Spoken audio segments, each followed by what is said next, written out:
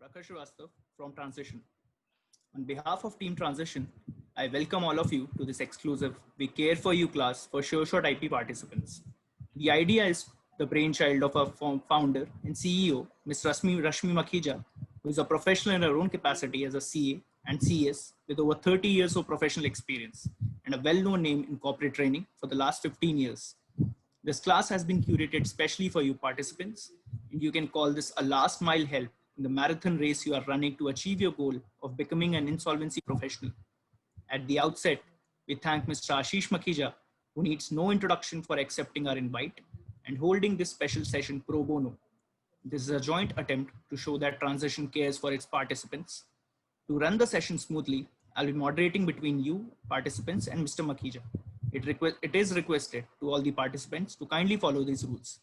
You can write your question in the chat box, and I'll ask the questions in a chronological manner to Mr. Makhija. You may also be unmuted to ask your questions. Since all participants should get a chance to ask the question, I'll take one question of each participant at a time and come back to you if you have any more questions.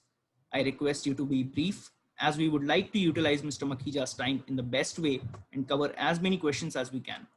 Before we begin, I must share with you that a wonderful and exciting news at which we are really proud of. In just last 2 months, over 70 of our participants have passed Limited Insolvency Examination with highest score of 80.5 marks and others scoring in their 70s and highest 60s. I now request Mr. Makhija to kindly take over today's proceedings. Good evening, sir. Okay, thank you, Prakhar, and welcome to all the participants from various batches. It's not the last batch. I think we have got the people from last many batches, and I can see Mr. Sanjeev Chaudhary also smiling, who has already become an IP. Thank you, my dear friend, coming over here. And I think we can also learn from their experiences. Yes, it is primarily meant for those who are aspirants of insolvency professional exam, but those who are already become IP, if they have also any question, obviously we can also take them, time permitting. And I welcome Mr. Sanjeev Chaudhary for that purpose. And those who have already passed, so my congratulations to you. And those who are yet to take the exam, my best wishes. Without wasting any of the time, I think we must start. And in fact, I can see Mr. Devinder Khurana also. He's now sipping his coffee and tea very casually now, because since he has already passed the exam. So welcome, sir, and congratulations to you. It is good to have those people who have already passed also. Great. Prakhar, maybe what you can do is you can start, and you see how you like to moderate, because I don't want to give a lecture today. I just want to take up those questions and clarifications or any tips anyone wants it, so we can definitely go about it. Sir, Mr. Ashok Kumar Jain has a question. He wants a clarification regarding Regulation 12A. Okay. I'll request Mr. Jain to kindly clarify as to which. Maybe you can unmute him so that at least the proper questions can be asked. And what I request participants in, you can also request is let them be very brief, so that we can take up as many questions as possible in a whatever time is with us. Good evening, Mr. Makhija. Thank you very much for this session. My only concern is rules 12A, para E, which is saying has not attained the age of 70 years, though it is not relevant for the exams because this is applicable from July 19. But since I am going to turn 70, so my concern is this. Okay, Mr. Jain, let me answer this way. Well, this was not initially there. Later on, the regulations were changed. Yes. The IBBI felt that those people who have attained the age of 70, they should not be allowed to practice as an IP, in the sense that should not be appointed as the IRP or the RP or the liquidator, because they felt that these jobs involve a lot of stress, a lot of physical effort also is required.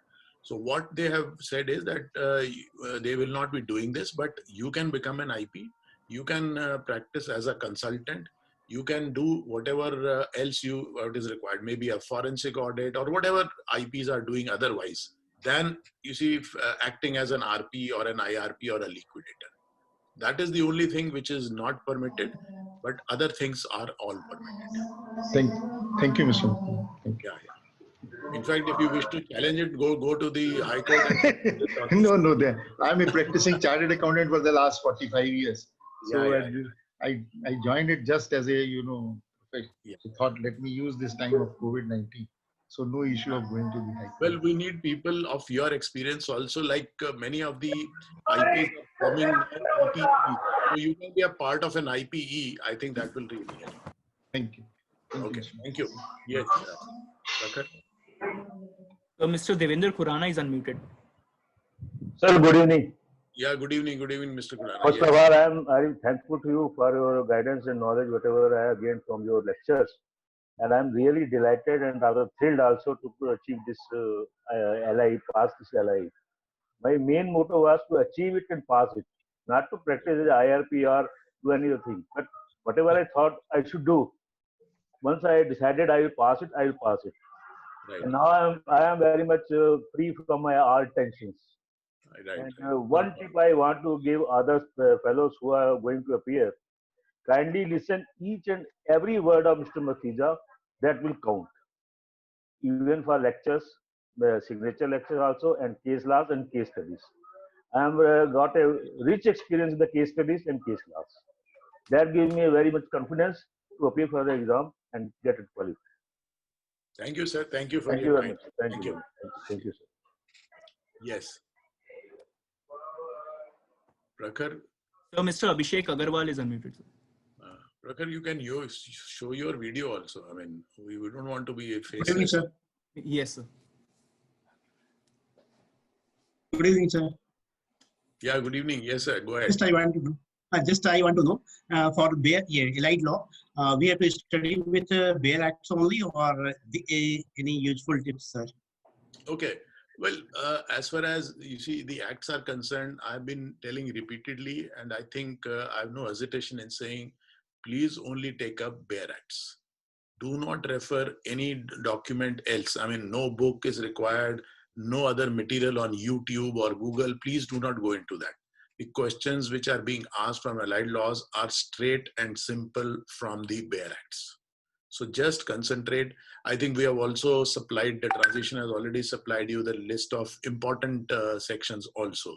So even if you're not able to read the entire syllabus, just go through those at least and see. The other tips will always apply. A, concentrate on provisos and explanations. Concentrate on the numerical parts if the figure works are given and the time limits which are there and punishments. You will find maximum questions coming from there. I think Mr. Sanjeev Chaudhary and Devendra Khurana have already taken the exams. Probably they will agree with me on this aspect also. So concentrate on this only. Maybe we can unmute Mr. Sanjeev Chaudhary also for his views, because he has been, he passed IP, became an IP after, I think, a long time back, maybe more than a year now. And he was one of the first, you see, of our short IP batches. Prakhar, can you unmute Mr. Sanjeev Chaudhary for a moment? Yes, sir.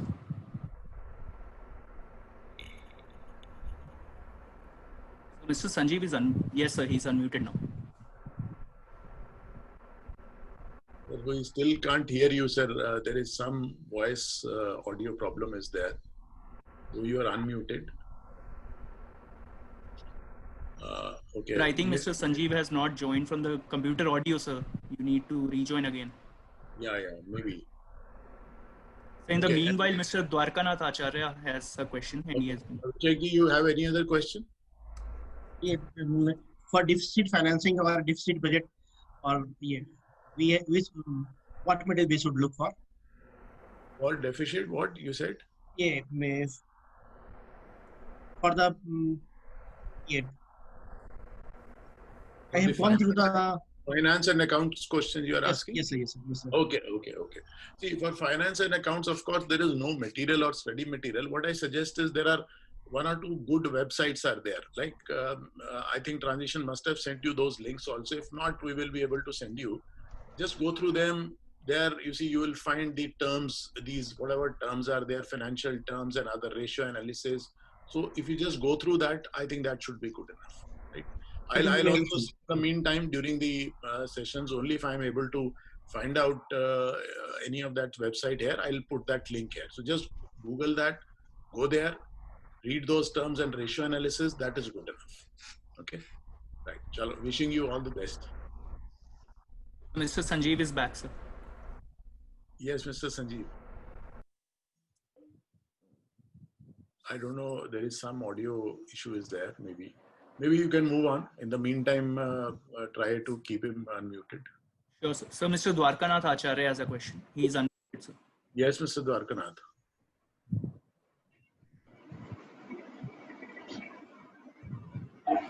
Muted, Anurag, Prakhar is muted.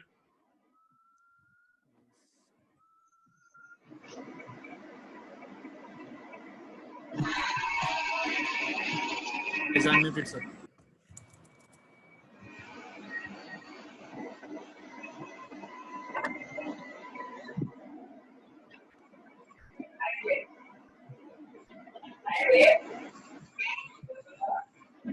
Hello. Yes, Mr. Dwarkanath. Yes, go ahead, sir. Yeah.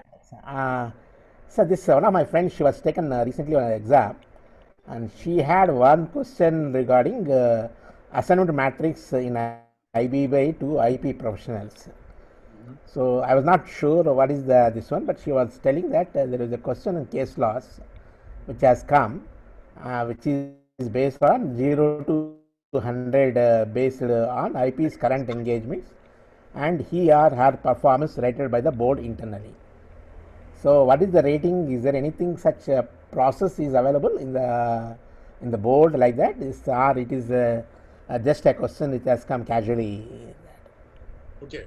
See, as far as the assignment matrix is concerned, I must tell you this was in the beginning actually. Later on, this has been disbanded. I don't know why such a question has come. It should not have come in any way.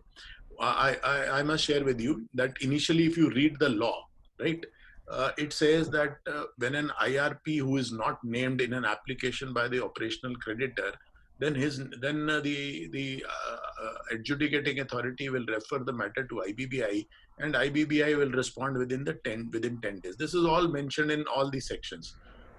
What was happening in the initial stages?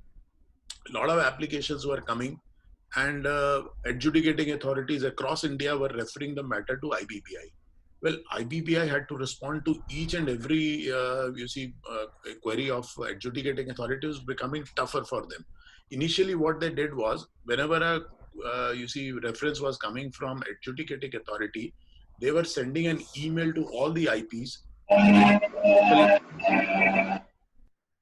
Mr. Sanjay Arora, may we request you to, sir, mute yourself? There was some background noises from your side. Thank you. So then, supposing they had sent it to, say, 50 people. Now, out of 50 people, 10 responded that, yes, I would like to take up this assignment. But then what was the basis for deciding? Then they actually brought out an assignment matrix, that if you're already doing, say, 4 assignments, then your numbers were lower. And then this was a kind of a matrix which they were giving. Based on that, they were selecting a person and then coming back to NCLT adjudicating authority that, yes, this person should be appointed. Now, this process was very complex because for each, then there was a delay. I mean, of course, we understand that IRP should be appointed quickly. Well, then IBBI came out with a formula that we will empanel IPs, and in all those areas, then the empanelment list is being sent to, all the NCLT benches now. So NCLT, while appointing, now they are picking the names from the panel which is sent to them, and not following this individual assignment matrix. So I'm really surprised that this question has come. This should not have come, because this process is continuing from July 19 onwards, before that also. So I don't know why IBBI has asked. Maybe there are some old questions in their data bank and they have not deleted it. So that's what I can say. Okay. Yes. So Mr. Puneet Dhawan has a question: from where to practice more of case analysis section, either CIRP or insolvency? Puneetji, I think, I don't know whether you have attended case studies module or not. I think now we have already, Tranzission has started the case studies module where we have done, with many of the participants, 5 very detailed case studies, and that actually brings lot of confidence. So I don't know if you have not attended it. maybe you can join that. So it is better. You can Sir, my query is something else. Can I ask, sir? Yeah, go ahead. Sir, I have given my exam on 25th, and unfortunately, I missed by 2 marks only, sir. And sir, in CIRP questions, sir, I am more concentrating on the analytic questions on CIRP and insolvency. In that, sir, which are 2 marks each. In that, sir, they had the entire 6 questions were on the duties of the insolvency professional, and those questions were so confusing, sir. Despite going through all the questions which were very easy of IBC, I could not. Sir, made mistakes in that section, and CIRP I could not make through. It was a question on subsidiaries of banks and different financial creditors, what IRP has to do, what not to do. So, sir, like those questions which are of 2 marks each, from where to practice those, because those are crucial to pass the exam, sir. That's what I have learned. Okay, that is what I'm saying. First of all, it is very unfortunate that you just got stuck with 2 marks. Well, you have already analyzed, probably you got stuck in those case studies. And obviously, as I always told everyone, they are very important because they are 2 marks each. Anyhow, that's what I was also mentioning. I don't know whether you have attended case studies module or not. Case study means what that case analysis which you are talking. In fact, recently we did that. In fact, if we would have done the last one itself, which we did very recently, we did 5 case studies, which were just the way you have received it. It was actually like that only, analytical.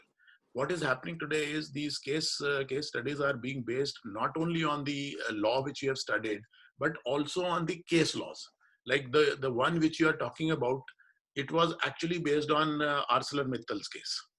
If you go through ArcelorMittal's case, I think you will find all answers to the 6 questions which you are probably referring. So what happens is, you read case laws along with this thing, then the conceptual knowledge will help you. I mean, there is nothing, see, as far as the case studies are concerned, anyone can ask any question from anywhere. Please understand this. But they have got set case studies which are there.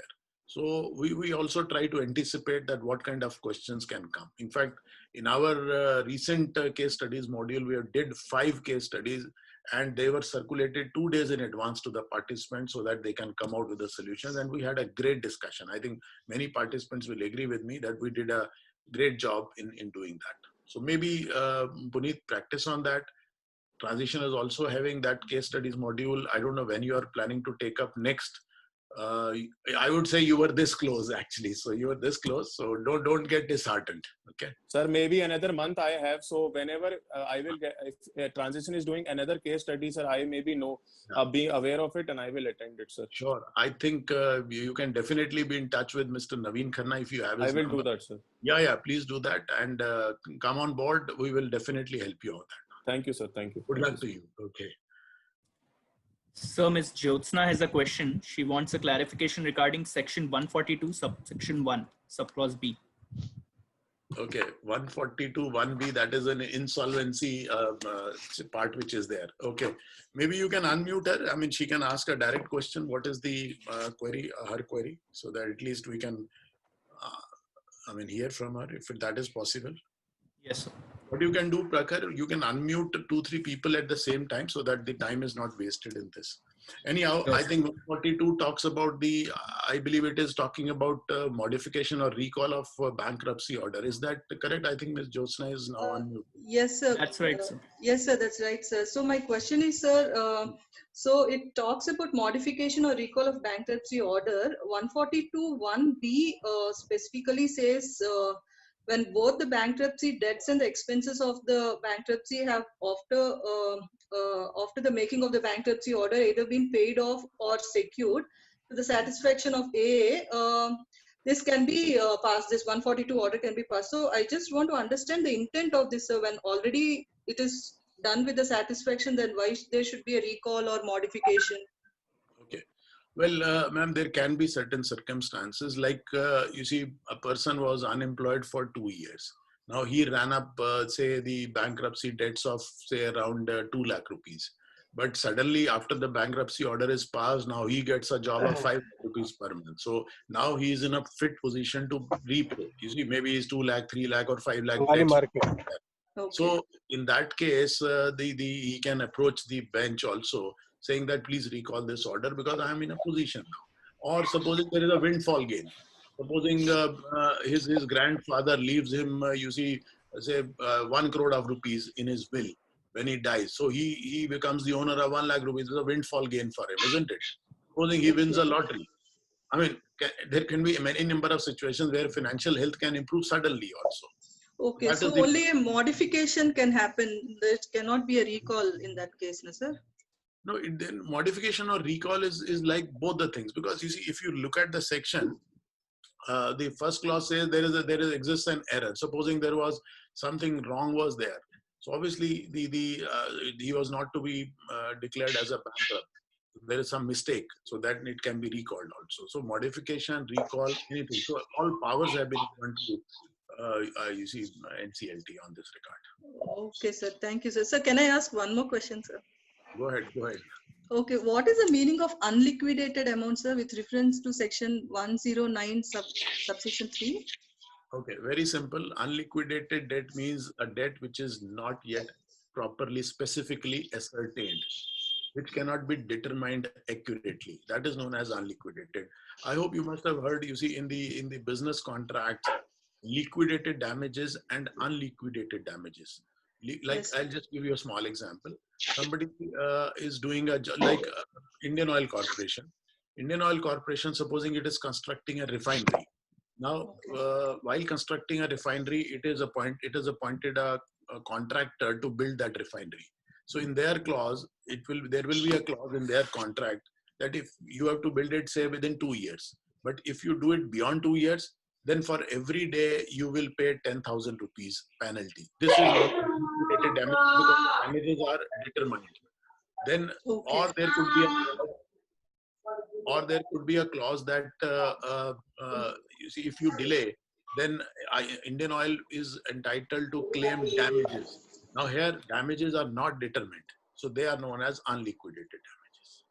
So unliquidated, liquidated means which are determined and which are unascertained. So those kind of situations are there. Okay, sir. Okay, sir. Thank you, sir. Right. Thank you. So Mr. Ramasamy is unmuted, sir. Yes, Mr. Ramasamy. No, he's still muted, Prakhar. Anyway, Mr. KL Sharma is unmuted. Maybe he can ask his question. Good evening, sir, and good morning in US. Sir, I wish to personally thanks to you when you will come to India. In first attempt, I secured 76.5 marks in first attempt, and there was a call from IBBI, and they interviewed me for more than 1 hour regarding the question paper. And they specifically asked about the coaching. Then I specifically mentioned about you and how I prepared. I discussed everything in detail. Right. So I am a retired banker. So just to lock down, I thought, let me attempt this paper. Absolutely, sir. I think you have done wonderfully well. This also inspires others who are already sitting there. Maybe they are targeting even more than 76% also now. In fact, we are very happy to announce that one of another participant, I don't know whether he has joined today or not, he said he will be joining Mr. Ambesh Biani, who was there in recent batches only. He scored 80.5. So that was also a wonderful thing. In fact, IBBI must be worried now that their bank has become probably old and people are easily scoring 76 and 80. That is why they must have called you. And then I specifically told them, in my opinion, my marks should have been around 85. Wow. I told. So they were surprised that they connected some senior people. He also asked me so many questions, different parts, case laws and all that. More than 1 hour they interviewed me. Just to test your knowledge also, na, right? Whether you have attempted or somebody else have. Yes, sir. Great, good to hear that. Thank you, sir. Thank you for your Thank you, sir. Thank you, sir. So Mr. Ramasamy is unmuted now. Yes, Mr. Ramasamy. So thank you very much, sir. You are giving a wonderful time for us.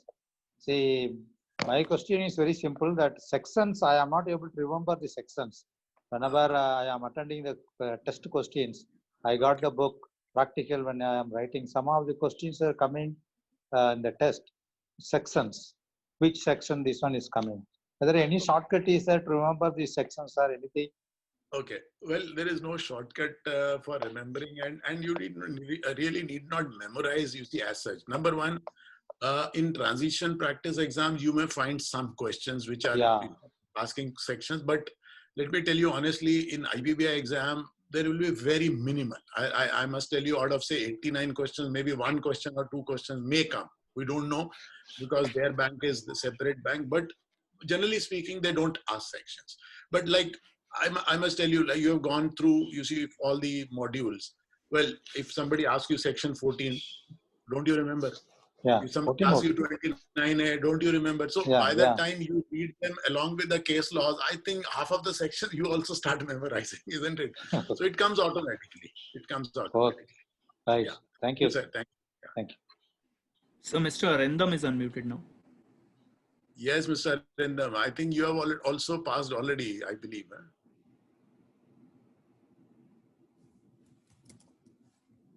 Okay, we can't hear him.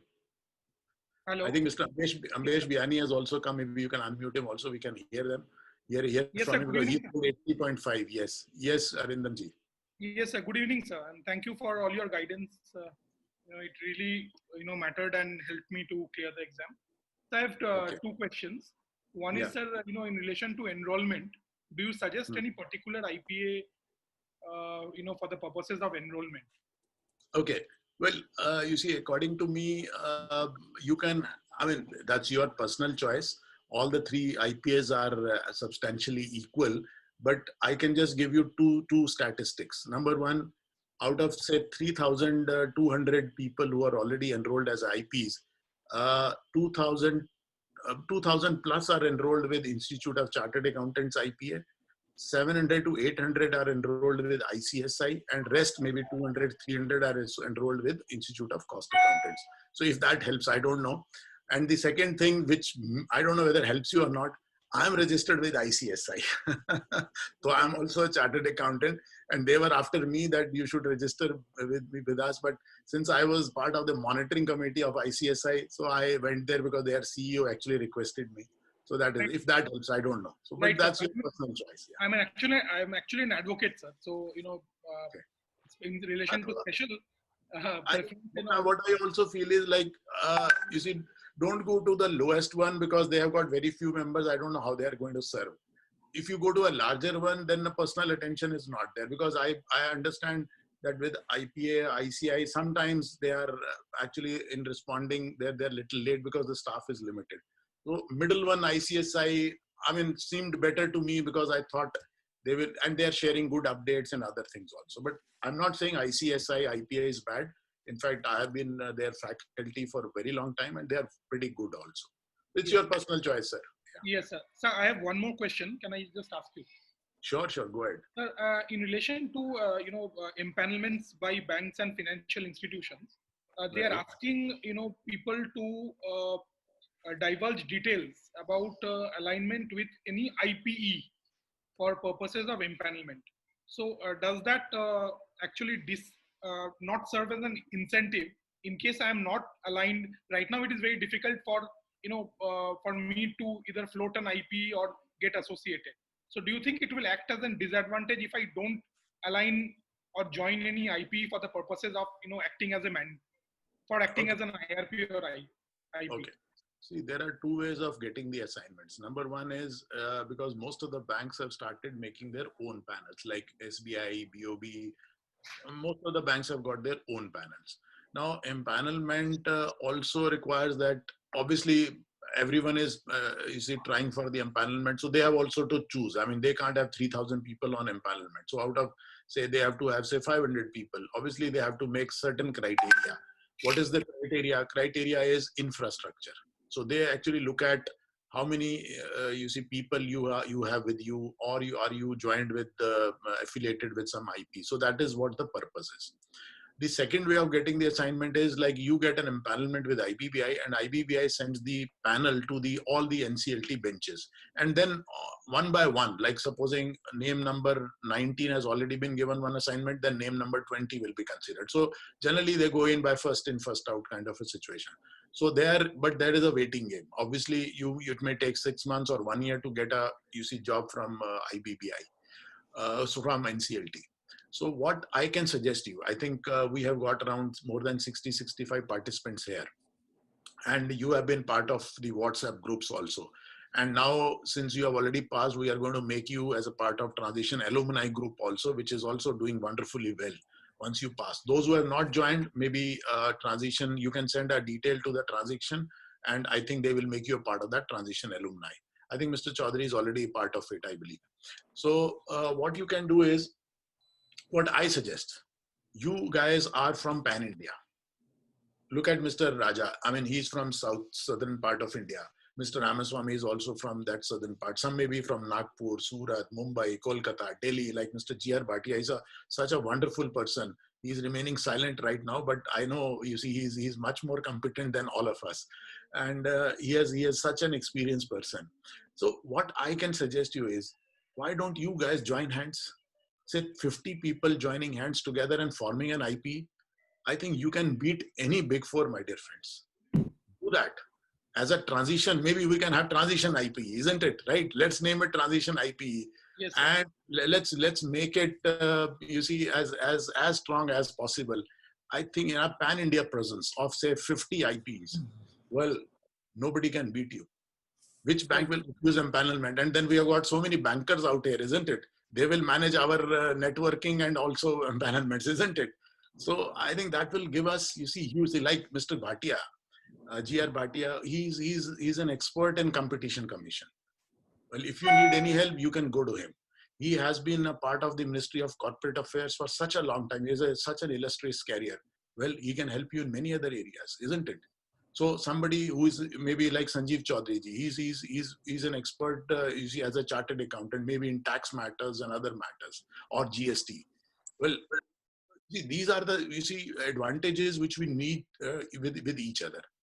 Well, I don't know, because some people actually asked me also to head an IP.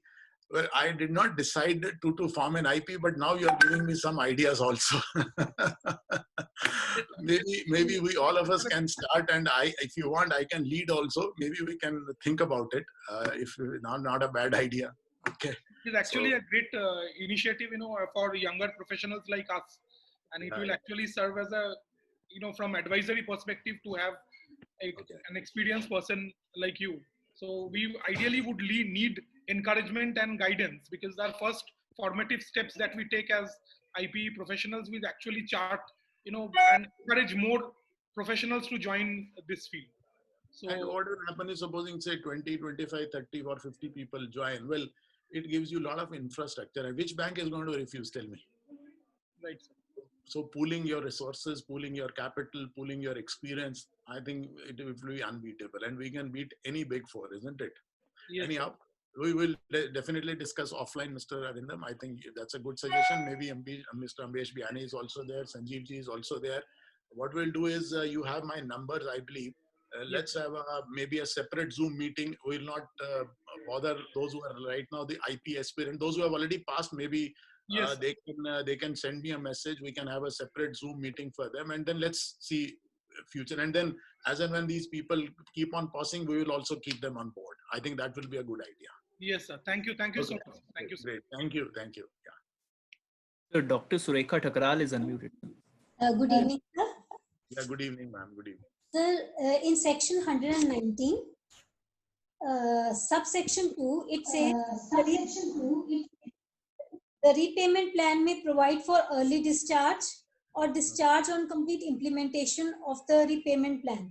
Sir, early discharge, does it mean that before the repayment plan is over, person gets discharged? Yes, ma'am. That is the meaning, because what happens is the repayment plan may run for 2 years or 3 years, right? Supposing, let us take the case of, say, Mr. Anil Ambani now. Now he has to pay, assuming, say, 10,000 crore. Now 10,000 crore, you can't expect him to generate in, say, 6 months. So maybe his plan runs in for, say, 4 years.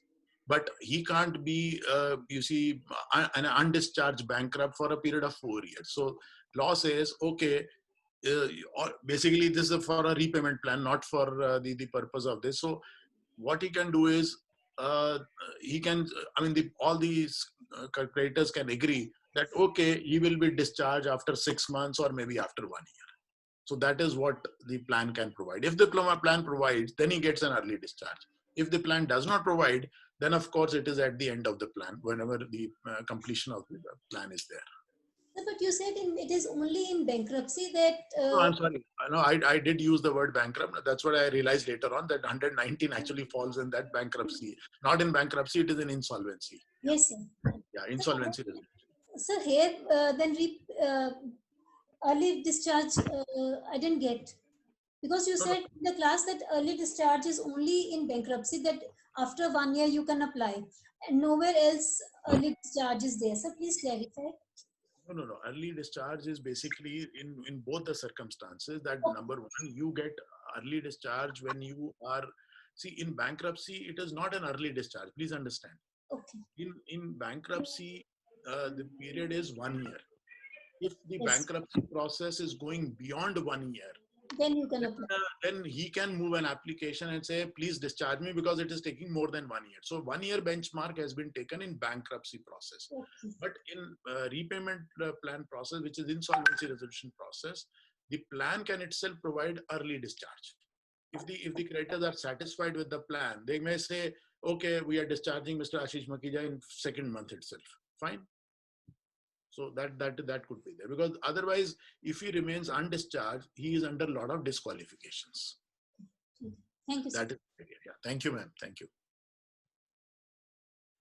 So, Mr. Patanjali is unmuted, sir. Yes, sir. Good evening, sir. Good evening, sir. Good evening. Sir, my question is section 30, subsection B, proviso 2.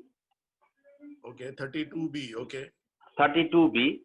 To be the amounts that had been paid to such creditors, if the amount to be distributed under the resolution plan had been distributed in accordance with the order of the priority in subsection 1 of the section 53, whichever is higher. Yes, I think this needs to be clarification. I couldn't clear it. Okay. See, 32B is a 32B. Now, of course, it is amended. Now, there are two clauses, clause number 1 and 2. Yes. 32B was inserted in on the statute books just to protect the operational creditors, right? And also the other people, because you see, the reason was under section 21, we know that they are not part of the COC. Now, if only financial creditors are sitting on COC, now they may decide that, okay, they get 80%, say they get 20% haircut and they get the chunk of whatever the amount is proposed, and operational creditors get nothing. So their interest was getting affected, right? So in order to protect their interest, the law said that, look, insofar as the operational creditors are concerned, they must get some minimum value. What is that minimum value? They said there are the valuations are being done while the company is under CIRP. A registered valuer is appointed, and he actually gives two values: fair market value and liquidation value. Now, liquidation value is something which is, if the company goes into liquidation, this must be generated minimum. This is like called as distress value. Now, if that value is generated, supposing the company goes into liquidation, what operational creditor would have got, right? So 32B simply says that they must be paid minimum amount what they would have supposed to get under section 53, which is waterfall mechanism under 52. It's like a deeming fiction. So just to protect them, that they must get this much of minimum amount in the resolution plan. So resolution plan can't say, I will not pay a single penny to operational creditors. So law protects them that, look, you must pay them this much amount minimum. That is the purpose of 53 bucks. I hope I'm clear. Yeah. Okay, sir. Sir, one question, sir, another question. Yeah. Section 49, subsection 1A, one thing is say, for keeping asset of the corporate debtor beyond the reach of any person who is entitled to make claim against the corporate debtors. And after the number of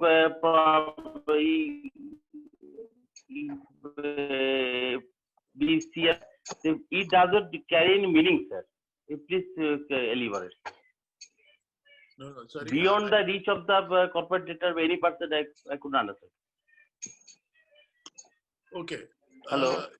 Yeah. See, the point is that as far as the assets of the corporate debtor are concerned, right? They are belonging to the corporate debtor. Now, in case of, if the company is running or going into liquidation, now they must be, these assets belong to, at the end of the day, if the company is in CIRP, what the IRP has to do, he stands in a fiduciary capacity for the benefit of the creditors, isn't it? So here the assets are said to be for the benefit of the creditors. But supposing that asset has been transferred or diverted or kept somewhere else so that it is beyond the reach of these creditors, right?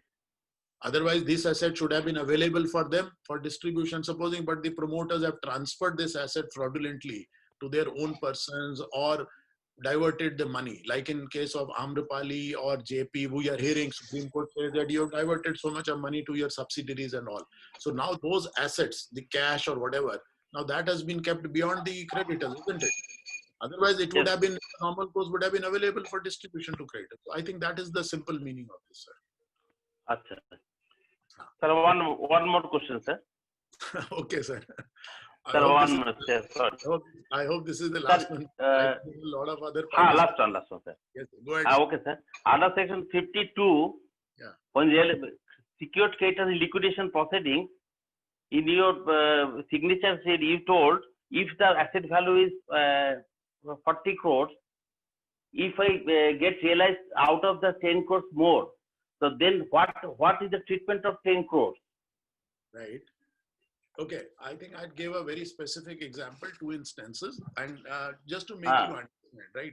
Supposing the amount due to SBI, so who is a secured creditor, is say 40 crores, right? 40 crores. And so they decide that they want to take the possession of the property, which is security interest to them. They take possession under SARFAESI and they sell it. Supposing they sell it for say 50 crores. Now, 10 crore is excess, sir. Tell me, sir, can they keep this money 10 crore with them? Answer is no, because they were supposed to adjust their account, which is 40 crores. So 10 crore they will have to return to the liquidator. Achha. This is what is also mentioned in section 52. And so another 10 crore. And not only that, sir, if you read very carefully section 53, it has got a distribution waterfall mechanism, which says first the liquid IRP cost. Yeah, first the CIRP cost if it is pending, liquidation cost along with that, then secured creditors pro rata with worker. So please hear me carefully. I'm now making a slight distinction now. So out of 40 crore also, please understand, they will also give a proportionate amount for the liquidation cost, the CIRP cost and the workers, because you see, they can't simply say, I'll take 40 crore straight away. See, this is also very important, isn't it? Supposing, let's take an example. Their dues were 40 crores and they could realize only 30 crores. The question is, can they keep 30 crores with them? The answer is no. 30 crore minus proportionate liquidation and CIRP cost minus proportionate workman dues, which were to be paid pro rata along with the secured creditors. Okay, sir. But that 30 crores comes into the waterfall base way, it has been taken into account. After that, you will distribute it. No. It will not come into waterfall, sir. This is what I'm trying to explain. If supposing secured creditor sells a property which is charged to them, they realize 30 crores. Well, their dues were 40 crore. Obviously, they could have adjusted against 40 crore, but they can't still keep 30 crore full. Because if I go by the waterfall mechanism, first CIRP cost and liquidation cost has to be paid. Supposing 5 crore was pending, right? Okay. And the total that asset will be deducted. Yes, proportionately. Like supposing total assets of the company are 100 crore, 30 crore were taken by them. So 3 by 10th of that cost, they will actually pay it back to the liquidator. Okay. Out of 30 crore. Similarly, because workers were supposed to be paid pro rata along with secured creditor, so that portion, proportionate portion, that will come back to the liquidator. That will be distributed as per waterfall mechanism. Secured creditor can keep 30 minus say 2 crore or whatever proportional amount he has to pay to the liquidator. Okay. I hope you get that now. Thanks. Okay, That's thank you. slightly complicated, but I think it's It is much more complicated. Okay, thank you. Okay, thank you. Yeah. So Mr. Arvind Agarwal is unmuted. Yes. Namaskar, sir. Before we hear from you, yes, sir, namaskar. I think Mr. Ambesh Biani has been waiting very patiently. I think we must hear from him. The guy who has scored 80.5, I think he deserves a big round of applause from all of us. So, sir, invite him first. Yeah. Yes, Mr. Ambesh. Thank you, sir. Thank you. And first of all, let me thank Makhija sir and Tranzission, without whom it would be impossible to clear the exam. And whatever mark I got, I give full credit to Makhija sir, and I'm always obliged to him. And thank you very much, sir.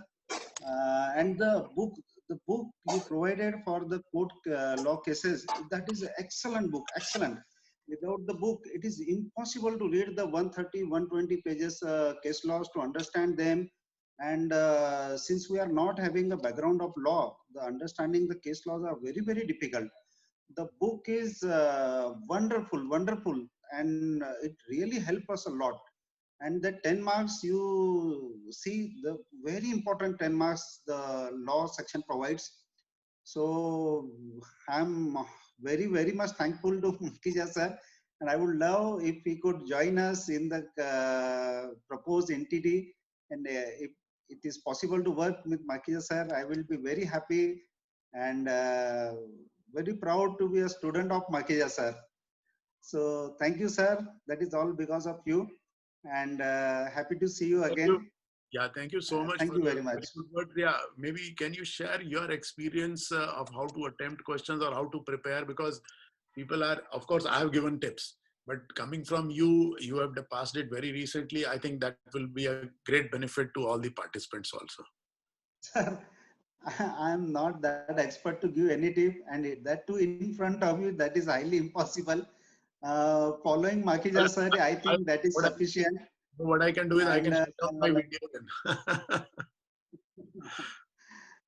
What I did, I followed bare rules, regulations, and that book on written by Makhija sir. And of course, we need to cover the rest of the topics also, means rest of the laws also, because that also gives means a good support to us. And what I followed was bare act and rules and regulation only. I didn't follow any other book or any other material. And solving question is very, very important. I think one question bank is there on Institute of CA's website. That is quite old. Some of questions are now changed, and answers are also outdated for few questions. But if you can solve this question bank, I think it will be help a lot to you. So I think solving question bank is very, very important. I will suggest if everyone can solve this question bank. And second question bank. Yeah, only thing is only with a pinch of salt that questions are, they are old banks and some questions have become outdated. So you have to be a little careful while doing that. So Right. But many questions are helpful. Yeah. And secondly, the question bank provided by Tranzission. True. This both helps a lot to us, and that is a great help to us solving the question bank. So if possible, please try to solve all questions. Maximum number of questions you will solve, you will get definitely benefited by it. Yeah. Thank you, sir. What Mr. Biani is saying is, friends, as I've also been saying, practice. So that is what it is required. Thank you, Ambeshji. I think we will be in touch offline and we will talk about it, and we will coordinate with each other. Yes, Mr. Arvind Agarwal, sir, you have been waiting very patiently. And he is also, let me introduce, he's one of the engineers with us. I think Mr. Raja is also one of the engineers. So 2 engineers are with us today. Yes, sir. Go ahead. Mr. Ayyadura is also engineer, sir. I thought he's a banker. Or he's an engineer. No, he's also an engineer. Okay, yeah. Okay, yes. And registered in 2 fields, sir. He is registered valuer for plant and machinery and land and building also. Very good. Wow. Sir, that's fantastic. That's fantastic. Sir, as being an engineer, I attended your classes. In the initial of this month, I attended the exam. I got 46 by only IBC, without allied law and case studies. Okay. And I am very satisfied. As being an engineer, to understand any law or finance, it's very difficult. It's not a joke. And what is my opinion? What is written in the question bank itself is good, but our test is also very good. So many questions are based in our test exams. I saw so many cases whatsoever I attended in my exam is there in your test exam. Okay. But sir, as Mr. Dhawan told it, nowadays the case studies are very difficult. They are not in the practical aspect. They are just on the rules and regulation, very confusing. Otherwise, I will class more than 50. Well, you see, I'll tell you, as far as the case studies with IPPI is concerned, they keep on adding few of them, right? Maybe they also reach out to all IPs that if you can frame them, so you can also contribute to their bank, and if they feel that it is good, they also include that. But sometimes what happens is, I mean, without checking or going into the greater details, if you keep on adding, then it becomes little confusing also. And now they want you to concentrate, like supposing one of our participants today said that it was more on the duties of this. So all 6 questions were on the duties. Well, that is not the criteria. Same here. Yeah. So, I mean, they can pick up one rule and then they can ask 6 questions, and it is your luck, pure luck. Supposing you get such a question and you are not aware, well, that is a problem. So sometimes it's a matter of destiny also, what kind of questions you are getting, because it's all computer picking up. So anyhow, see, one thing is very clear, friends. Have your concepts clear. 1, 2, memorize as far as possible, because we'll have to memorize also, because this question paper is based on memory also. I think nobody can beat you. You can easily score like Mr. Ambesh Biani or anyone else.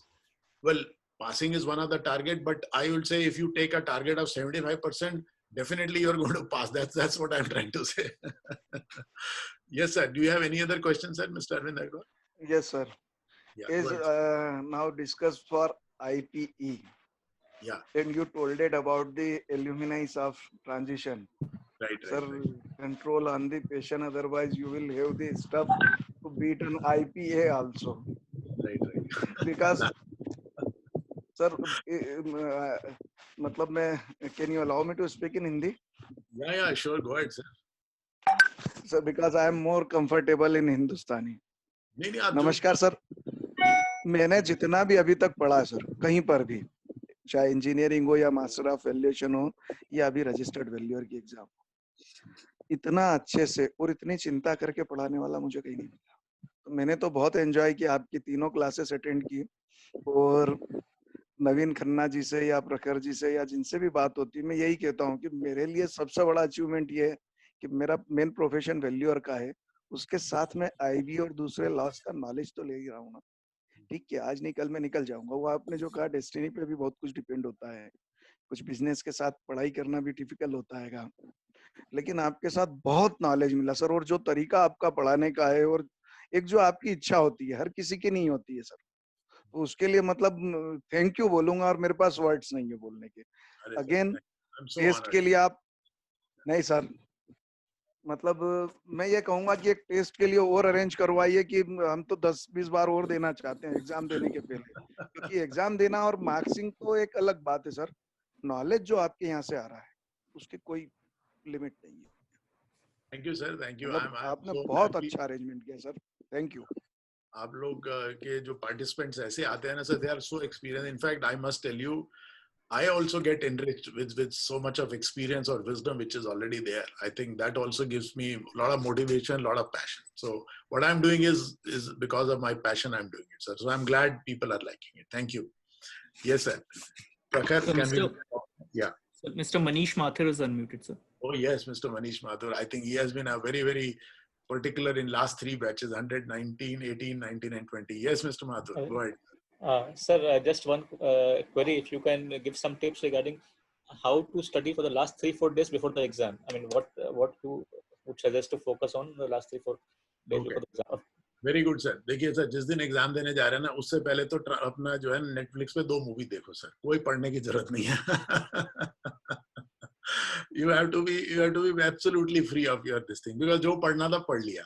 So what I can suggest is, while you are preparing, please start making your very short notes. Like जैसे मैंने बोला, आपको एक book spoil करना है, regulation का जो भी time limits हैं, whatever, start writing on the maybe in margin of your book, right?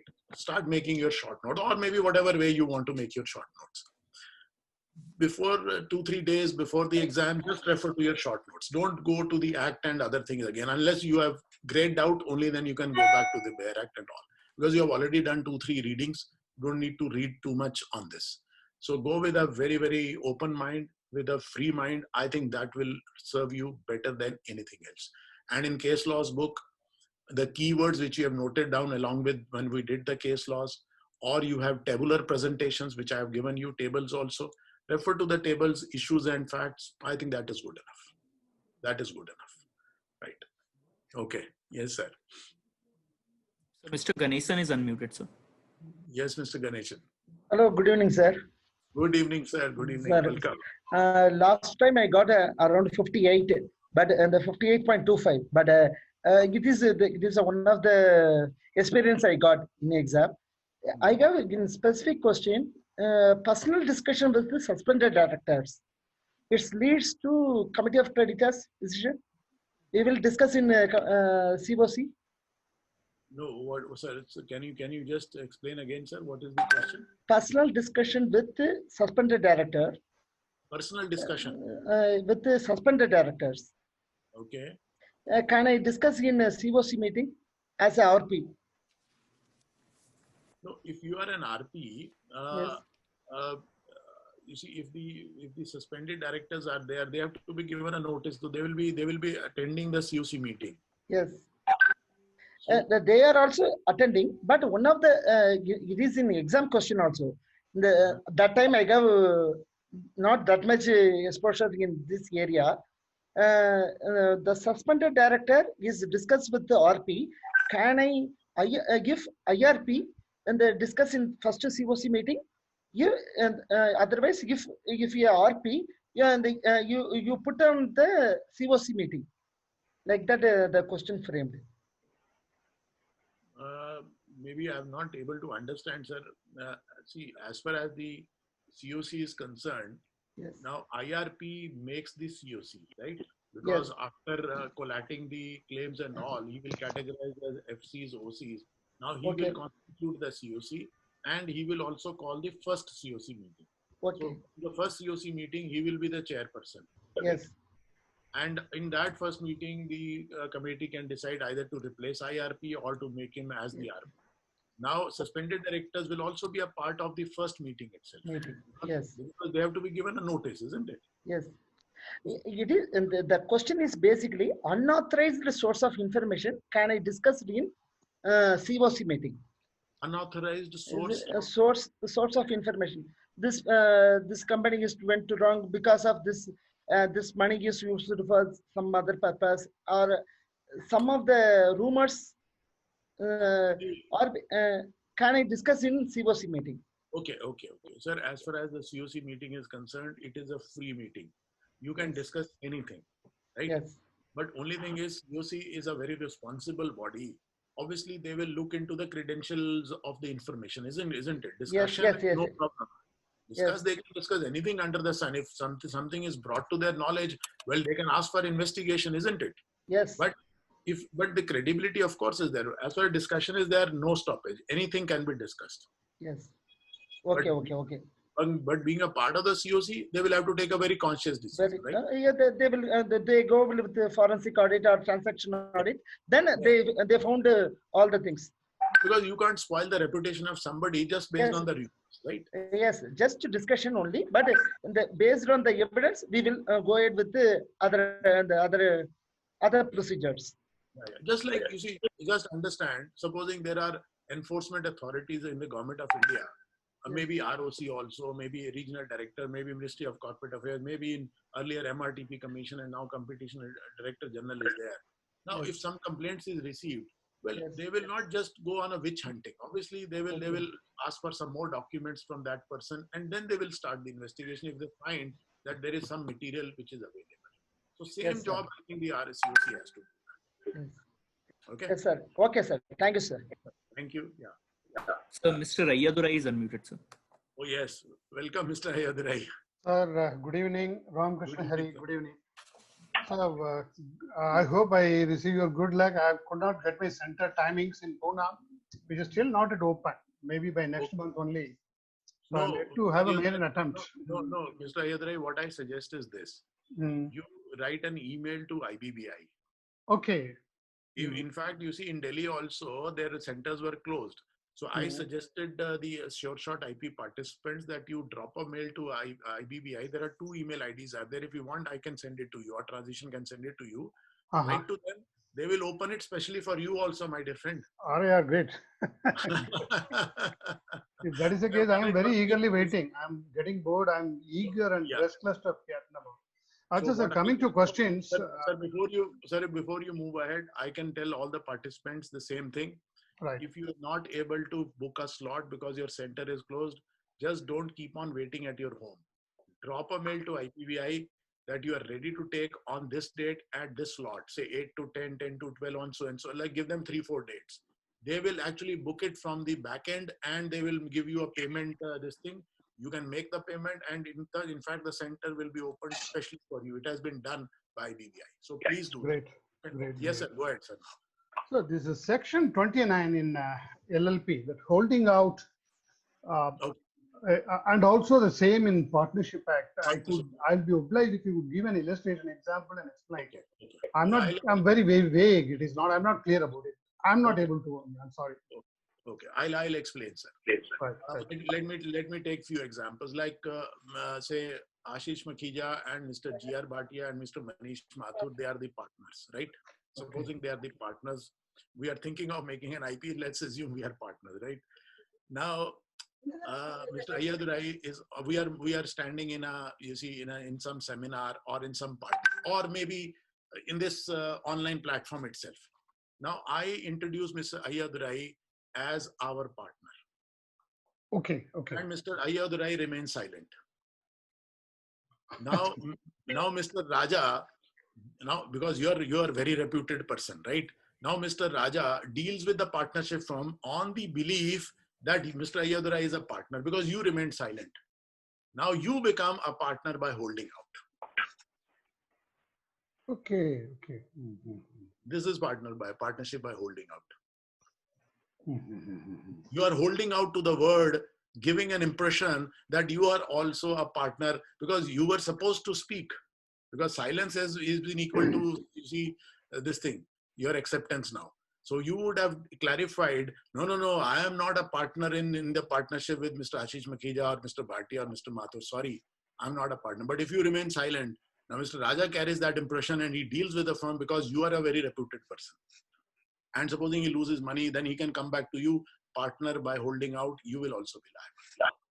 Okay, I think, give the most simplest example here. So the silence by way of tacit endorsement, implied endorsement would, and I would continue to be liable for the acts also.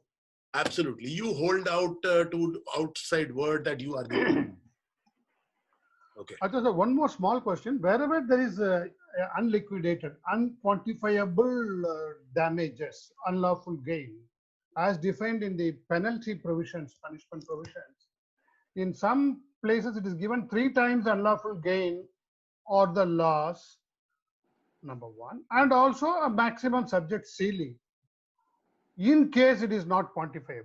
That is what is written. Where it is quantifiable, the ceiling can be exceeded.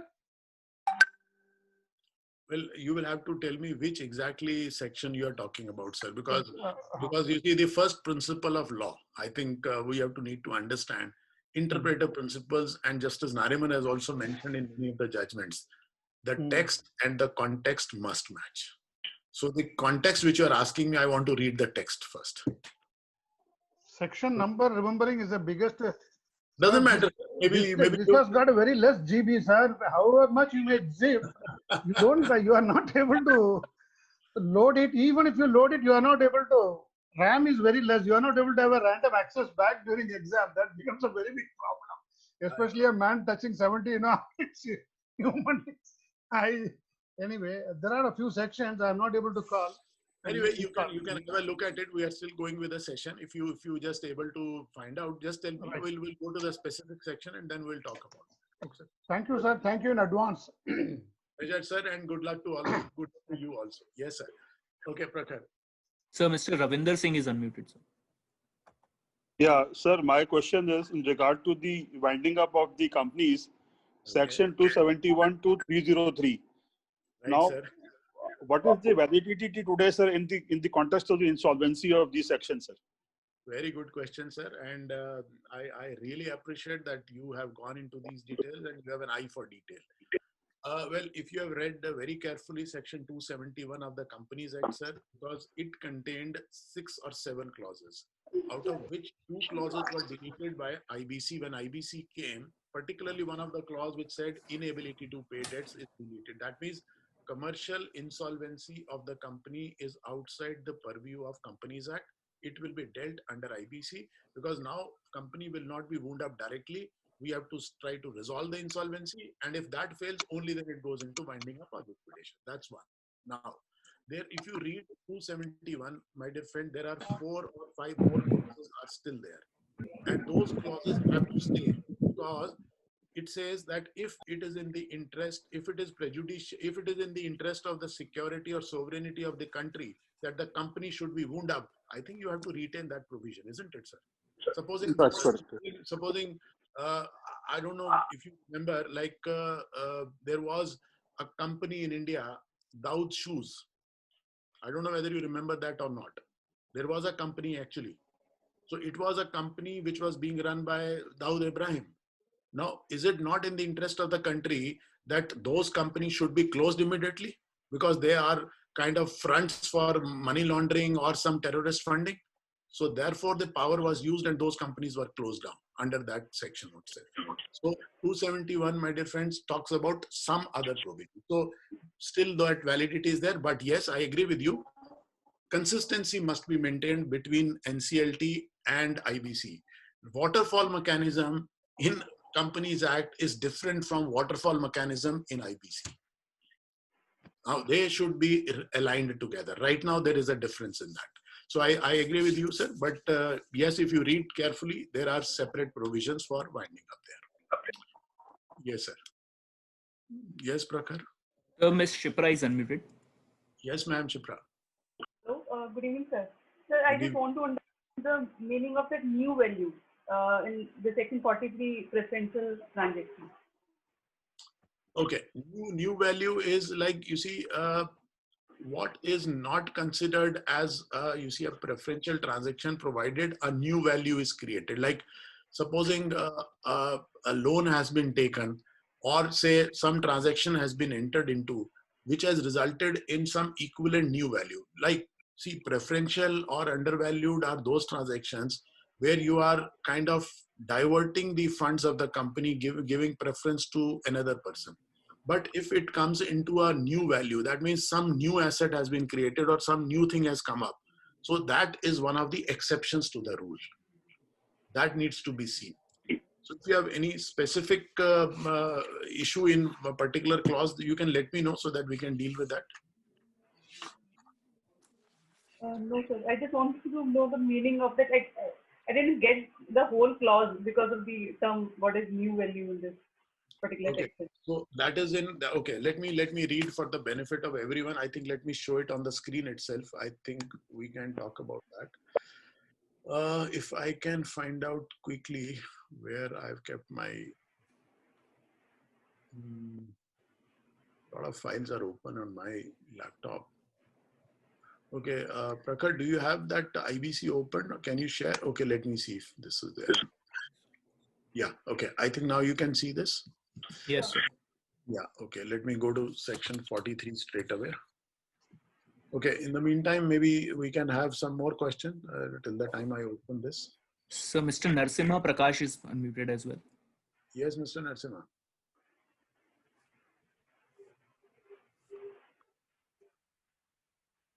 Okay. I think we have reached that. Yeah, just give me a second now, since we have reached section 43. 43 talks about preferential transactions and relevant time, right? So let me read subsection 1 so that everything is clear. Where the liquidator or the RP, as the case may be, is of the opinion that the CD has at a relevant time. So relevant time, I think we already know. Given a preference in such transactions and in such manner as laid down in subsection 2 to any persons referred to in subsection 4, he shall apply to the adjudicating authority for avoidance, so that orders can be passed, which are the details of the order is given in section 44, that what adjudicating authority can pass. Now, subsection 3, it gives you the exceptions to the general rule. For the purpose of subsection 2, a preference shall not include the following transfers. A transfer made in the ordinary course of business. So something which transfer is to be done in ordinary course of business, like you are paying creditors, say on the due date, everything is being ordinary course of business, well, that will not be considered as a preference. Then any transfer creating a security interest in property acquired by the corporate debtor. Now, this is the clause which I think Shipra ma'am is trying to ask. Any transfer creating a security interest in property. That means you have charged your plant, machinery, land, building to somebody to the extent that such security interest secures new value. Like supposing, okay, let me give you an example. I think that will be much clearer. Supposing SBI has given a loan of 100 crore of rupees against, say, land and building and plant and machinery. Now, since the company was going to the, say, in a financial stress, SBI says, no, along with this factory, also charge another factory land to us. But the loan amount remains same, 100 crores. So they get another security interest, right? And, or maybe a private lender. I've taken an example of SBI, maybe a private lender. He asks for additional security, but not giving additional loan. So that will not be treated as the new value. New value will be, supposing you give additional property, but then he says, okay, against the additional property, I'm giving you 50 crore more loan. Now here it is a new value being created against a security interest. This is the meaning of new value. I hope I'm clear now. Okay. Thank you. Okay. Yes, sir. Go ahead. Good evening, sir. Good evening, sir. Good evening. Sir, your lecture is very, very excellent. So I'm from Chennai. So even Yes, for sir. a blind man also can listen your lecture and write the examinations. So it's really Thank helpful you, sir. for us. Thank you Only so thing much. is that time of that case law discussion. So all the groups are discussed in Hindi. So we are not familiar with Hindi because we are in South India based. So discussion we can't able to participate because most of that language is used in Hindi. So no, in when we were discussing case laws, I don't you think are not. I'm not talking about your lecture. That group discussion I'm telling among that. Okay, discussions at the time. Okay. So that's but Anyway, otherwise, my mistake. I should have translated for the benefit of all the participants. So I'll keep that in mind in future, sir. Thank you for bringing it to my notice. And because generally our, you see, sessions are in English only, but some participants can speak in Hindi. So maybe, yes, I appreciate, sir. no problem. And then one more, so when you are going to start regulations, because the 20 marks, you can help us to grab that. Okay, I think there has been a lot of demand, you see, for that.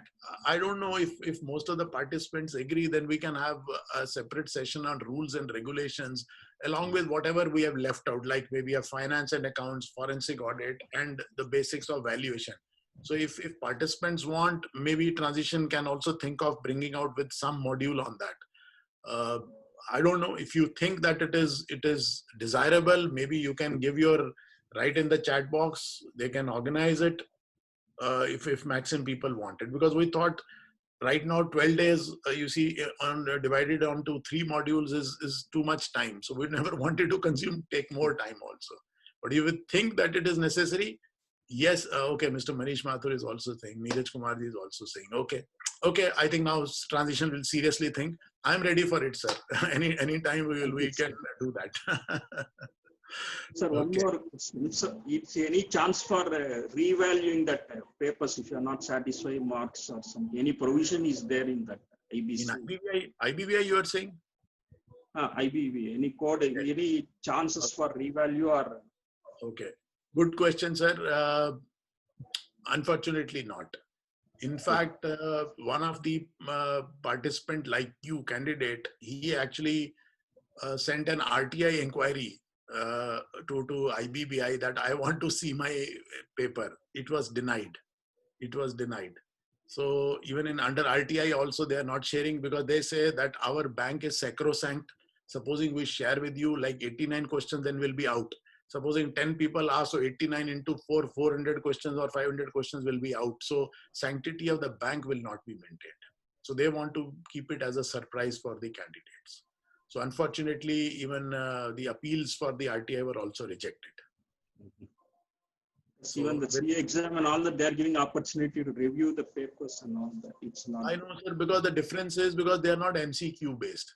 CA exams are kind of, you see a question is asked and then you can compare your answers. Here it is the same bank. Probably if you get some questions, like Mr. Dhingra may also get the same question.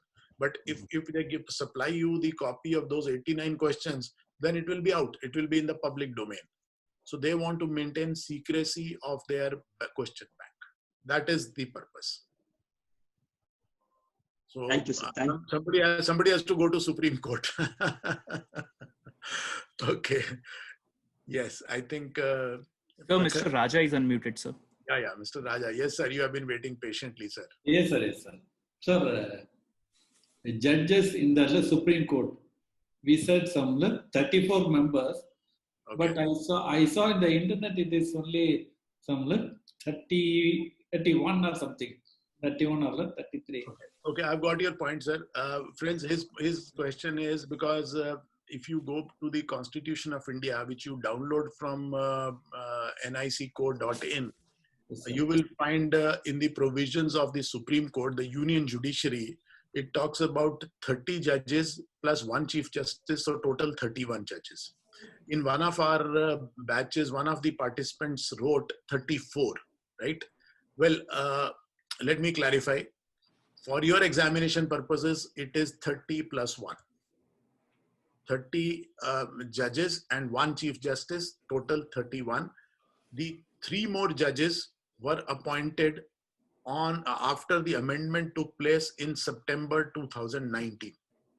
A bill was introduced amending the constitution where you see it was passed by Rajya Sabha and Lok Sabha, I think somewhere on 11th of September. I'm not too sure on the date, but it is after your date. So now there are 33 judges plus 1 Chief Justice, total 34. 3 new judges were appointed like Justice Ravinder Bhatt and 2 more judges were appointed because the numbers were increased. But for your examination purposes, if the question comes, it is 30 judges and 1 Chief Justice. Total number of judges are 31. Okay, sir. Thank you. Yeah, great, sir. Thank you. Okay, yes. So Mr. Ravi Kumar is unmuted. Yes, Mr. Ravi Kumar.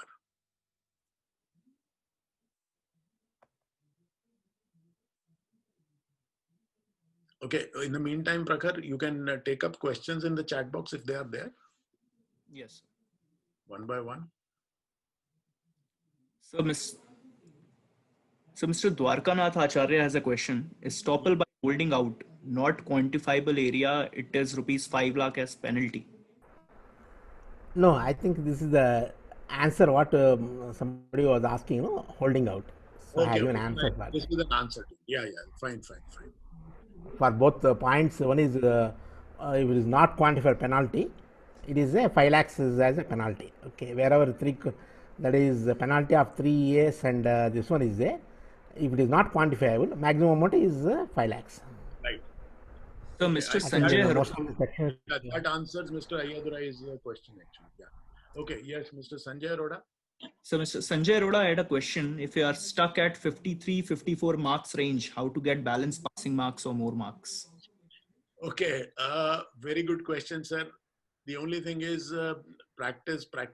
So what I can tell Mr. Arora, number one, do not attempt those questions which you are not able to answer because that can bring you in a negative marking. So what I can do with you is if you have not been able to say clear, which we assume that you have not been because you are asking this question. What I can do is, if you have attempted transition exams, and if you give an authority to transition to send me your results so I can review them, then you can speak to me on WhatsApp.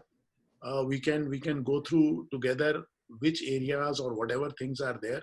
Maybe we can find out a solution to that, sir. So if you are okay with that, maybe we can do that. So I'm okay with that. The only issue what I'm getting is, see, in SURFACE Act, we are not getting case laws. It's a very surprising thing in a case law to decide on a SURFACE. And then question maybe, I don't know, because if I can say, they said which of the units are not under investigation. They say it is IU, insolvency professional, valuer, and agency. Now, how do you say that? Which is not falling under investigation. So to my mind, I have answered one of the best answers which we do it, but looks like it's not there. Either there is something wrong into this, because what I feel from my side, I will calculate 54, 55, all right, I should get it. Then you have to take a chances 50, 50 or 60, 40, whatever you do it. So every time I have 54.75, 55. So a balance of the 5 marks, you are getting, or maybe more than that, you're getting stuck. So I was also having an idea, can we take up a question, you have cleared it, we cannot do it. So now at least with the confidence I have, I can go and just answer it. Next I'm taking an attempt. So this is now bothering. So you have to see how to do that, some kind of a, then another thing has come, the case laws has come, which 59s are not there. Out of that, another case law has come in. How that came in, we don't know. Okay. Maybe Mr. Ruda, what I can say is, maybe you were plain unlucky at that time, because you see, destiny plays sometimes a big role. I agree. You got some questions which were kind of out of syllabus, right? So it may happen, but it should not happen every time. So don't be disheartened, my dear friend. What we can do is we can get connected through, you see, transition on WhatsApp call or whatever it is. And I think I can also sit with you, and maybe if you have taken transition practice exams, we can go through over it, that also. So if you are okay with that, we can do that, sir. Don't worry, sir. We will make sure that next time you pass with 70%. I'll do it. It's not a question. It's cannot leave it. And I'm taking what is next attempt coming, we're doing it. So when 2-3 times when I took it, so I said 54, 55, there is 5, why not coming? I know. Achha, just tell me one thing. How many questions did you attempt? I mean, did you attempt the all, or did you leave some questions? 70 plus 70 to 80 I have been doing. Okay. Yeah, I get to the 0.25, 0.7, but that means some round marking has gone into. That's what I see. Doesn't matter, sir. Doesn't matter. I'll work with you personally so that we can cross that bridge. Don't worry, sir. Thank you. Thank you. Great, sir. Great. Good to have you here. Yes. Okay. Yes, Prakhar. So Mr. VK Kaushik had a question. He wanted to clarify some sections from the IBC. Yeah. Okay. Yes, sir. Good morning, sir. Good morning. Good morning. Sir, how are you, sir, in US? I am good, sir. Doing good. Actually, my sister is also there in San Francisco. Okay. Very good, sir. Very good. Yes. Yes. So, this is regarding the section 29A, clause D. And the last proviso of the clause D is that provided further. Okay, Mr. Kaushik, let me open the act also so that everyone is aware. You are talking about 29A. So let me go to 29A. Yes, clause D. Yes, sir. Clause D. Okay, let me open that. Yes, sir. So and the second proviso to this. Okay, just a sec, sir. Just give me a second. This is 29A. Then we have come to D. D. You said D, no? D. Yes. And D, the second proviso. Yes, the second proviso is that provided further that the clause shall not apply in relation to connected person referred to in clause 3 of explanation 1. So there is no clause 3 in explanation 1, sir, because explanation 2 is there and above it explanation 1 is there, and there is no third 3 serial number there. No, this is the explanation. Clause number 3 is there, no, sir? Oh, then I may have the old one. Probably I don't know that how, because I have the explanation one. May I have no third disclose, sir. So Achha, maybe see, I have to. Do you have a copy of the printed book or you have the copy of the downloaded version? No, I have downloaded, sir. Achha, maybe I don't know. Actually, No, sir, I just want to. No, let me tell you, sir, because this, you see, section 29A has undergone changes at a very longer time. You are absolutely right. If you look at the previous version prior to 6.6, look at this, which is given in the footnote, right? Right. So right. there is no clause number 3 which you are saying. You are absolutely right. So probably you are reading the old one. Old one, yes, correct, correct, sir. Yeah. Okay, right. So I have to download the new one. I mean, download the one which is relevant for you after 6/6/2018. There was an amendment which happened, like look, you can see this 6/6/2018. So in fact, 29A was substantially changed on 6/6/2018. Okay. So that the is second your thing is syllabus. that regarding, yes, sir. The second question is regarding rules and regulations. So, Yes, sir. how to, where they are, from where they to download all the rules and regulations. Okay. Sir, rules and regulations, I think Transition has already supplied you the list of rules and regulations. So the rules and regulations, the best way to download is the IBBI's website. What I'll do is, for the benefit of all, I think some presentation was already made, but let me also take you to IBBI's website just now so that I can show you very quickly, I mean, to all the participants also. I think most of them have already done that, but let me share that for the benefit. Like, okay, now you can see that this is IBBI's website. Yes, correct. Okay, here you go, you can see legal framework, the second tab which is there. The moment I keep the cursor here, it's the acts, rules, regulations. So just go to Right. And in regulation, so there are 59, sir. No, I'll tell you, sir. What this is also interesting. Please hear me. In regulations, you will find updated and historical. Okay. This is one of the wonderful things IBBI has done. Historical means you want a regulation amended up to a particular date. You will find there. So click historical and then go by the dates, right? So right now we are seeing 23rd July 2019. So we have to download only up to say 30th June. So prior to 30th June, whatever are there, like this is this CIRP regulation. So 24th January is the latest amendment. So just click this. This is relevant for you. Okay, so this is the only one which is relevant to us. No. I'm this not is saying. The only one of the 24th January 2019. Yes, sir. Yes, sir. Okay. You can look at this. Look at this voluntary liquidation, mechanism. So all these are relevant. Okay. Yeah. Okay. Right. So there are maybe something around 40 regulations are there. Maybe 40 to 45 regulations are there. Well, I don't think the number is so large, 40, 45. But see, as far as the part 2 is concerned, you have to study 4. CIRP, fast track CRP, liquidation, voluntary. As far as part 3 is concerned, no regulations. Part 4, you may find 10 or 12. I don't know from where you are getting the figure of 40. I don't think there are 40 regulations. नहीं sir मैं ये पूछ रहा हूँ कि जितनी भी ये इसमें दिया हुआ है ना तो डेट वाइज सब दिए हुए क्या सबको डाउनलोड कर इसको पढ़ना पड़ेगा या एक पर्टिकुलर डेट पे पढ़ लेंगे तो वो इनफ रहेगा No, you will have to download separately. Once you download, then you will have to link it with your Bear Act actually. Read them together. Okay. Yeah. Wherever the word as may be specified, stop there and look for the rule or regulation. Right, sir. Okay. Okay. Then I just recommend we must have a class with you regarding rules and regulations. Yeah, I know everyone is saying that. So I think Transition is now will consider seriously, sir. Okay. We'll do that. We'll do that. Yes, sir. Okay. Yes, Prakhar.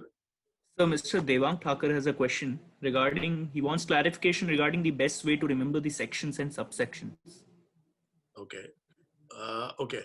I think I've already covered that. One is, it is very rare that IBBI asks question on sections, but yes, in Transitions practice exam, few questions are there. Devangji, and I think I mentioned this earlier also, well, while you are reading the acts and the rules and regulations 2-3 times, and if you have attended classes very carefully, which I believe you must have, well, some questions some sections get stuck to your mind, isn't it? So like 19.2, non-cooperation by the personnel. So 50, like we have been talking about waterfall mechanism, 53. I mean, can you forget that 53 talks about waterfall? 52, secured creditors have an option and right. 43, preferential transaction. So the moment you say a section, something comes to your mind because we have been repeatedly speaking about those sections. So I think that is the only way. I mean, you can't really memorize that. That's not the way to deal with it. Okay. Yes. So Mr. Rajesh Bakrecha has a question. He wants to know whether practicing more transition exams, say 10 exams, will it help? Well, definitely, because you see what happens is, it tells you what kind of questions you can expect. And one of the participants has also mentioned, my dear friend, that some questions, like Mr. Arvind Agarwal and some other person was saying that some questions were actually quite similar in IBA exam also. So more you practice, more it will give you confidence. Because what happens is, I've also seen, and you would have also seen, some person score say 67% in transition exams. They feel overconfident. Next time they come back to 53 in the next attempt. So you never know, because it is all depending upon, because these are all multiple choice questions, computer random picking, anything can come. So don't be overconfident, be confident. It's basically to increase your confidence over a period of time. So attempt 5, 8, 10, whatever. In fact, one of our participants, he is not here right now. Can you believe he has attempted 32 test papers of transition? And we have seen the progress. In fact, we've seen the progress. He was scoring 30, 30, 31. He did not attend the classes first. Then he joined classes and we could see his improvement. He jumped to 50s, 51, 55, 50. And now in the last 7 exams, I have seen his performance. He's now scoring 63, 65, 67 and going up to 71 also in transition exams. So it actually, you will also see gradually your performance will improve. That is there. Okay, Prakhar. So no more questions, sir. Okay. Anyone, any questions which are there, or anyone wants to be unmuted? We can take it up. Otherwise, if there are no more questions, we can close the session, saying goodbye to all of you and saying a very, very good luck to each one of you. Okay, let us see if any questions are there still. So Mr. Zafar Khan wants to be regulations are concerned. Now, I think transitions is definitely going to look into it. Mr. Samir Kothari says, yeah, Mr. Zafar Khan wants to be unmuted. So unmute him. In the meantime, Samir Kothari is asking 97.2. Okay, let me again take you to the act. So let us see. Then we can talk about it. In the meantime, you can unmute him. So Mr. Zafar is unmuted, sir. Yes, Mr. Zafar. Yeah, good evening, sir. Good evening, sir. Good evening. Sir, there's a section 22, appointment of RP. Right. Subsection 2 says that voting of not less than 66% of voting share of financial creditor. Correct. And generally it says that 66% of voting share, other sections. Correct. So, does this make any difference? I mean that the 66% of voting share of financial creditor and 66% of voting share? No, sir, it does not make a difference because do you remember, sir, there is a definition of voting share. I'll just give you a section. That is defined in 5, last section, I think. So 523 is there. Yeah, 5. 528, sorry. Yes, voting 528, yeah. So voting share is basically, it talks about the financial creditors only.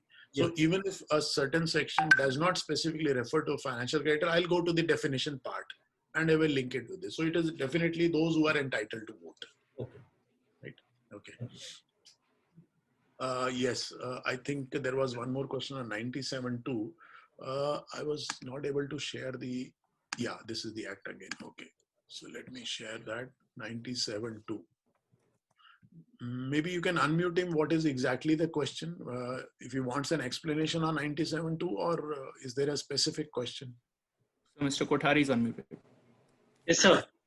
Yes, sir. Sir. Everywhere in 97.2 here, it's the vote to confirm appointment in 7 days. Where everywhere it is written 10 days. So is this a printing mistake, or it is? It will be 7 days only. Yeah, it is a 7-day only. It is a drafting error, but you will have to read whatever is written in the code itself. So this is one exception. Rather, there are two exceptions. In fact, One more, sir. one more One more, section, sir. the time period is not mentioned also. No, sir. Appointment of insolvency professional, sir. Qualification of insolvency professional. Everywhere it's written 10% of the turnover if it's filled from the legal consultants. One place it's given 5% in fast track CIRP, sir. Okay. In CIRP, it is 5% or more of a legal consulting firm that has or had any transaction with the corporate debtor amounting to 5% or more of the gross turnover of such firm. In fast track regulation, it is 10%. In liquidation process, it is 10%, and voluntary liquidation also 10%. Okay. But you are saying in CIRP it is 5%. It is 5%. Yes, sir. Okay. Let me just have a look at it. In fact, you see, you are right. These were actually earlier also it was 10% in CIRP. Huh. It was modified by IBBI on 4th July 2018 to 5%. Yes, sir. But they modified only CIRP and they did not modify fast track and voluntary or liquidation. So there is a small error on the part of IBBI. They have done it at one place and not others. In fact, you see, this is a mistake which has happened on the part of IBBI at many places. What they have done is they have modified CIRP, but they have forgotten to modify fast track CIRP or liquidation or voluntary liquidation. Okay. So for the purpose of exam, we'll keep 5 and 10 or? Yes. Yes, sir. Yes, sir. Okay.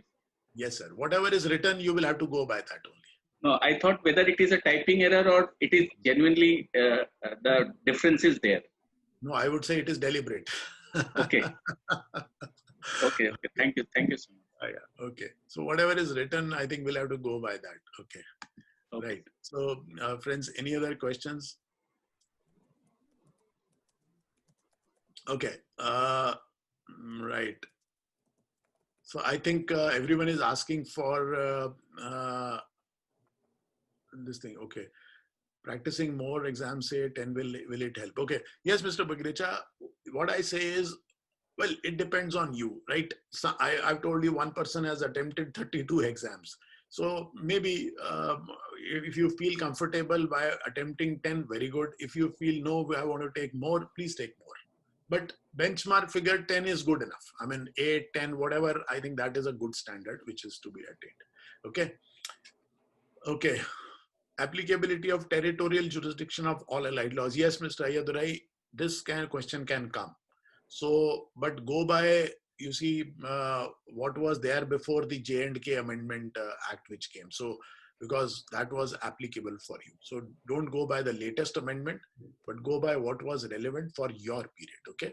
Generally speaking, most of the laws are not applicable to J&K. So just try to remember that. So, but you go by each one of it, make a small chart. I think that will be done.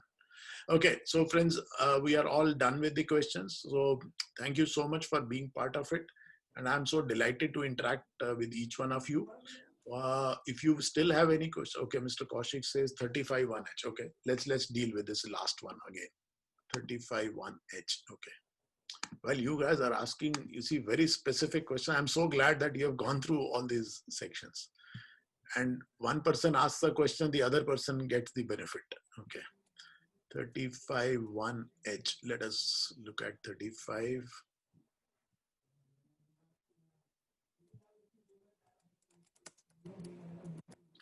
Okay, here we are, 35. 35 talks about the powers and duties of liquidator. H says, okay, to take out in his official name letters of administration to any deceased contributory and to do in his official name any other act necessary for obtaining payment of any money due and payable from a contributory.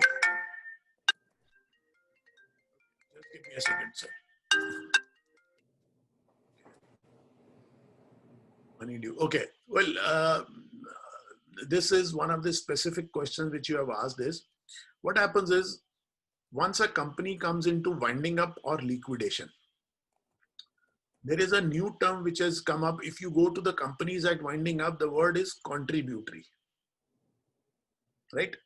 The shareholders are not called as shareholders upon winding up. They actually are called as contributories. Now, what do you mean by contributory? Contributory means the person who is supposed to contribute to the assets of the company. That is known as contributory, like shareholders. Let me give you an example. Supposing you are a shareholder of Reliance, say a 10 rupee share, you have paid only 5 rupees. Because you can pay in parts also. Because right now, nowadays, of course, fully paid up shares are there, but usually previously there were partly paid up shares also. So you have not paid 5 rupee per share. Supposing you are the owner of say 1000 shares, you have not paid 5 rupees. Now if the company comes into winding up, now the liquidator can ask you to contribute say 1000 rupees into 5 which is unpaid, that is 5000 rupees. So therefore you become a contributory to the extent of 5000 rupees. Now this section says that supposing a shareholder who is deceased, who has died, now who is liable? Obviously their legal heirs can be liable. So he says he can take out in an official name letter of administration. So if a person dies, letter of administrations are issued. So in his official name, that means as in the capacity of a liquidator, he can do whatever damn thing is required to recover that money, either from that person or from the estate of that person. So this is basically dealing with a specific situation of a contributory. So I hope I'm clear on this. Okay. So I'm glad you see specific questions are being asked. Okay. Okay, 82. Yes, Jyotsna ji, this is what I was also mentioning. Like just now, Mr. Kothari drew our attention that 7 days period was mentioned in one section. In fact, in section 82, she's absolutely right. No period is mentioned. So this is also probably a drafting error. So if no period is mentioned, very good. I don't have to remember anything. So I will stick to the law, which is as it is. I will not substitute 7 days with 10 days or no time period with 10 days. So Jyotsna ji, if no time period is mentioned, well, you can't expect a question to come from there. Okay. Or please be careful. The examiner can ask 7 days, 10 days, no time period. So you'll have to click no time period. So I think she has drawn your attention, friends, to section 82.2a, 82.5. Please read them and read them, you see, in consonance with that section 97.2, which was just shown, you see, referred by Mr. Samir Kothari, where it is 7 days. On all other places, IBBI, it is 10 days standard, which I told you. But these are the two exceptions which you have to bear in mind. Okay. So thank you, friends, for drawing the attention to these sections. In case of IP agencies, rupees 10 lakhs is the application fee or registration fee. Well, Abhishek ji, I may not remember this particular point right now. Probably, I think a chart has been given to you. In that chart, probably if you refer, the chart is correct. I've seen that chart. So the chart is correct. I don't remember exactly offhand today as whether it is 5 lakhs or 10 lakhs, but I believe it is 10 lakhs. Right. So maybe you can look at it, look at that chart. So if you have any question, maybe you can send it to Tranzission. That will be answered to you. Okay, so friends, thank you so much for being a part of it. If you still have any questions, I suggest that you can send an email to Tranzission. I think that will be forwarded to me, and we can get in touch with again. Or the other part is, if you want, you have taken certain exams, you want to sit with me and review those exams, I am ready to do that, friends. What we'll do is we'll set up a time, we'll organize a Zoom meeting where one by one, because that will be confidential to everyone. So one by one, maybe we can review those exams also if you are willing to do that. I'm ready to sit with you to make sure that you pass. That is my objective also. Okay. So at Tranzission, we are also working for that. So over to you, Prakhar. Thank you for moderating it so wonderfully. So over to you. Thank you, sir. I would also like to thank all the participants, and a special thanks to you, Ashish sir, for such an interactive webinar. I'm sure all of us have gained immensely from this session, and our queries have been answered in a comprehensive manner. I'm sure that the participants feel much more confident now and will definitely find it easier to ace the limited insolvency examination. Once you pass the exam, let us know, as we have a wonderful Tranzission alumni discussion group. Please remember, you're a member of Tranzission family forever. Since you all are our brand ambassadors, I request you to spread the word about SureShot IIP LIE classes amongst your friends and professional circles. Also, for any other training requirements, please reach out to us. You can visit transition.com or write to us at info@transition.com or call Mr. Naveen Khanna at his given number. Finally, I wish you all the very best and stay safe, stay healthy. Good night. Thank you, guys. Wishing you good luck. Thank you. Thank you, sir.